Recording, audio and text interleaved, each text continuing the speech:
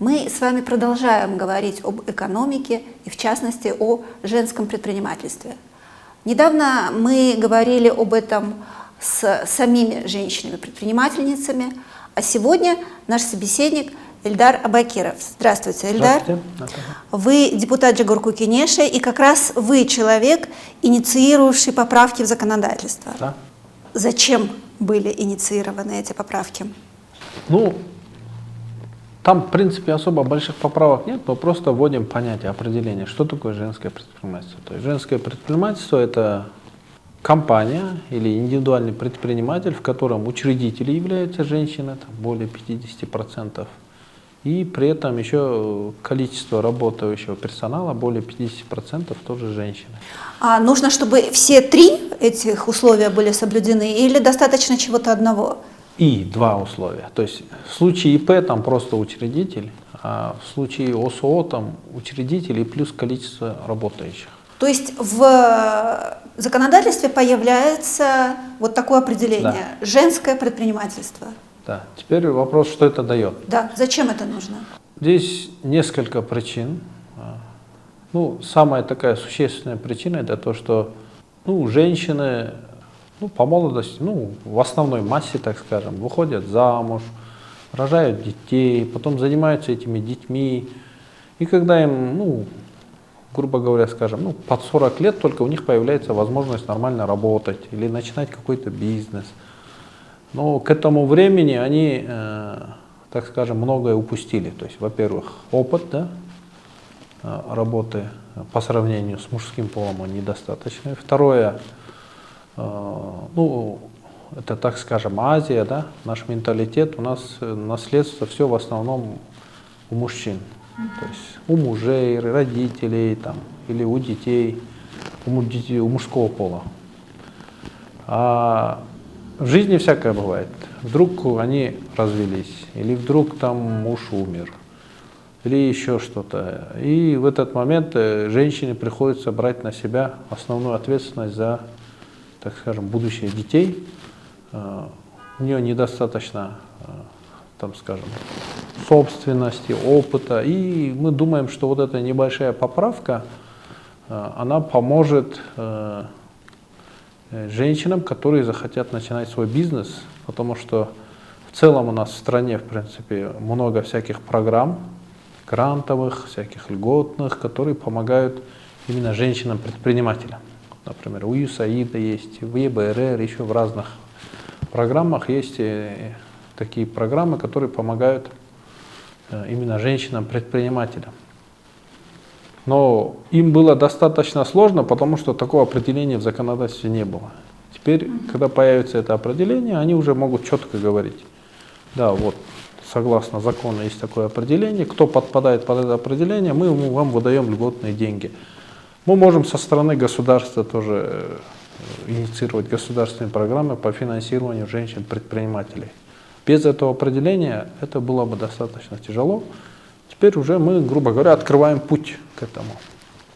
То есть такая поправка дает возможность женщинам-предпринимательницам получить доступ к материальным ресурсам. К льготным ресурсам каким-то, да.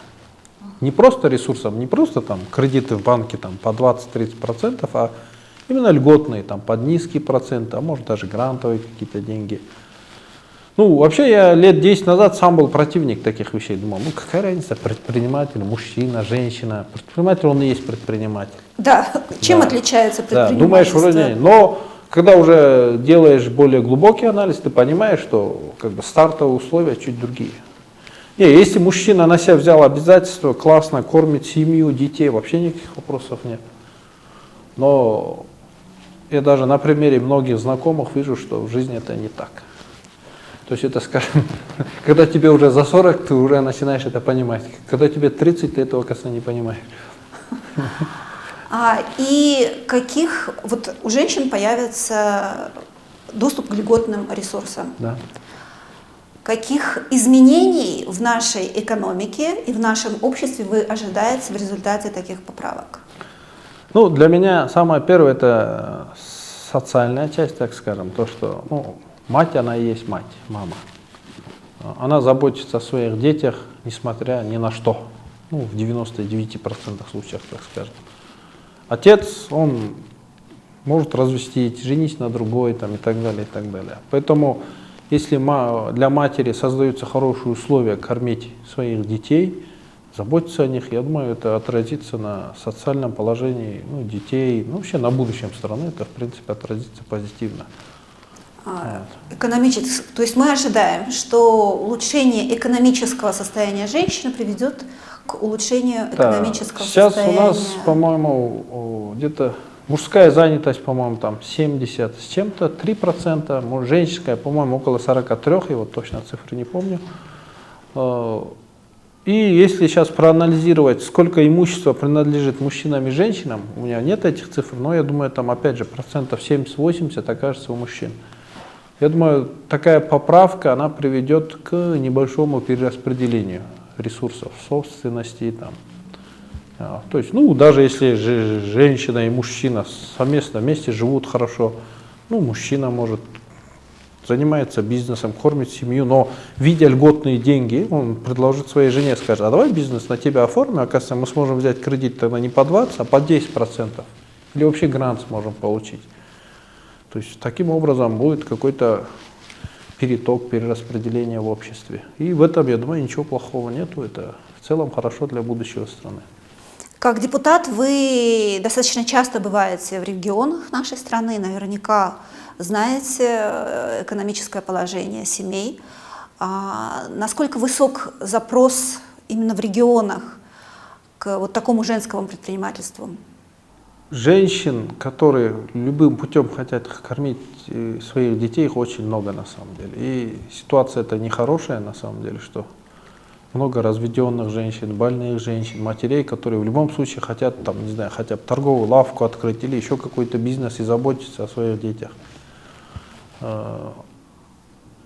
Мне стыдно за наших мужчин, что во многих случаях мы как-то безответственно относимся вообще к положению кормильца семьи. Недавно приняли законопроекты о том, что будут штрафовать или на несколько суток садить тех, кто не платит алименты и так далее. Это не от хорошей жизни, просто статистика, она показывает, что ситуация ухудшается. Сейчас количество разводов, по-моему, уже 30-40%. Это тоже очень плохо на самом деле. Я так понимаю, что эта поправка вовсе не означает, не касается женщин только в такой ситуации. Она касается... Она и в такой ситуации повлияет. Я же говорю, если даже они женаты, у них все прекрасно, благодаря льготным ресурсам муж переоформит на женщину часть собственности, чтобы получить льготные деньги. Это первое. Второе, если плохой случай, тогда уже в принципе у женщины появляется доступ к льготным ресурсам. Вот и все. Скажите, Ильдар, как ваши коллеги-депутаты отнеслись к этому законопроекту? Двояко. То есть, даже так, да? Да. В целом поддерживают. Уже первое, второе чтение уже прошли на комитете, сейчас уже будет пленарка. Но были высказывания, типа, зачем? Мы же все предприниматели. Или даже кто-то сказал, мы же Азия, у нас менталитет, у нас мужчина должен. Если заботиться классно, никто его за это не собирается трогать. Мы просто, исходя из реальности, мы делаем небольшую помощь предпринимателям женщинам. Вот и все. Вы сказали, что, во-первых, это социальные изменения. Да. Как вы думаете, одна из больших проблем нашего общества – это семейное насилие. Угу. Скажется ли это на снижении семейного насилия, или эти вещи не взаимосвязаны, на ваш взгляд? Напрямую это не повлияет. Это, скорее всего, уже постфактум. Если произойдет семейное насилие, если они разведутся, просто у женщины появится возможность получить какие-то льготные ресурсы, чтобы заботиться о себе, о своих детях. Вот и все. А так напрямую-то это, в принципе, не касается. Напрямую это не отразится. В принципе, число о том, что больше мужчин, бизнесменов, чем женщин, предпринимательниц, это не только у нас так, это во всем мире. Это во всем мире. Просто разрыв не такой большой. Как вы думаете, подобная поправка приведет к увеличению женщин-предпринимательниц? Я думаю, приведет. Я думаю, не кардинально, но если сейчас скажем там 73-43, может станет там, ну не знаю, 60-50 может. Я думаю, разрыв уменьшится. Кроме того, насколько мне известно, тут те женщины, которые все-таки занимаются предпринимательством, как правило, их бизнес небольшой. Это представительницы мелкого бизнеса. Ну, в основной массе, да. А позволят ли эти поправки Им вырасти. Позволят. вырасти? Они получат льготные ресурсы, долгосрочные, и это им позволит вырасти. Ну, денег-то на всех не хватает, льготных денег тем более не хватает. А здесь, исходя из определений в законодательстве, большая часть льготных денег пойдет не просто предпринимателям, а женщинам-предпринимателям. Вот и все. А как вообще вы относитесь к изменениям вот в этой гендерной повестке? Да, у нас в последнее время стали больше обращать внимание на то, чтобы ориентировать законодательство в женскую сторону. Появилась квота избирательная. Вот на ваш взгляд, это правильные шаги? Достаточно ли они? Нужно ли в нашем обществе вот такие особые поправки? Ну, квота, она давно появилась, это уже лет, не знаю, 10-15 точно уже, наверное. Но у нас, например, когда я пришел в парламент, я от коллег наших депутатов слушал, ну вот, например, женщина, она набрала там, не знаю, 700 тысяч всего лишь голосов, и она депутат. А там вне парламента кто-то набрал 2-3 тысячи голосов, он мужского пола, он не депутат. Ну как так, что 2 или 3 тысячи голосов, у них права меньше, чем у этих там 700-1000. Но я с этим не согласен, потому что мужское мышление, женское мышление и наша природа, они разные. То есть то, что может увидеть женщина, не может увидеть мужчина. Поэтому я думаю, то, что там 30% женщин, это очень даже хорошо. Ну, у нас сейчас по факту 20, с учетом одномандатников, а я по партийным 30. Поэтому, если парламент состоял полностью из мужчин, я боюсь, что много проблем, именно социальных, общественных, там, не знаю, детей и так далее, они просто-напросто забылись бы. Но благодаря женщинам, депутатам, мы как бы имеем на виду то, чего бы не увидели мужчины. Вот. Поэтому я думаю, это нормально и так и должно быть. Эльдар, на ваш взгляд, вот вы сказали, что еще 10 лет назад вы думали, ну предприниматель, он и есть предприниматель. Вот женское предпринимательство и мужское предпринимательство, вот с точки зрения бизнеса, они отличаются чем-то?